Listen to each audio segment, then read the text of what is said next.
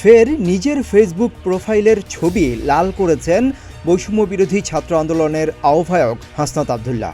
সোমবার রাত 10:52 profile picture পরিবর্তন করেন তিনি। প্রোফাইল পিকচার বদল করে ক্যাপশনে হাসনাত লেখেন, সাইদ ওয়াসিম মুগ্ধ, শেষ হয়নি যুদ্ধ, 134 জুলাই 2024।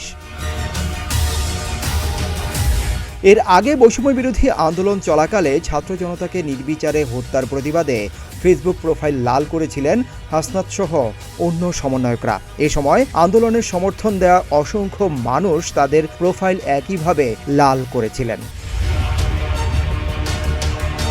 আজ আবার প্রোফাইল পিকচার চেঞ্জ করেন হাসনাত।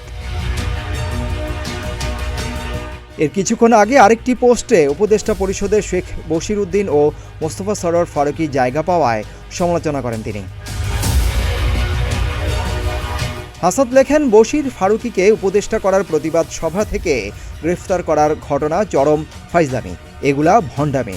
আপনারা হাসিনা হয়ে ওঠার চেষ্টা কইরেন না। হাসিনারই থোড়াই কেয়ার করছি, উৎখাত করছি, আপনারা কোন হনু হয়েছেন। এর আগে আকিজ গ্রুপের ব্যবস্থাপনা পরিচালক শেখ বশির উদ্দিন ও চলচ্চিত্র নির্মাতা মোস্তফা সরোয়ার ফারুকীকে অন্তর্বর্তী সরকারের উপদেষ্টা করার প্রতিবাদে চট্টগ্রামে তাওহিদি ছাত্র জনতা এর ব্যানারে আয়োজিত এক সভা পণ্ড হয়ে গেছে। সিদ্দিকুর রহমান রোমন, প্রতিদিনের বাংলাদেশ।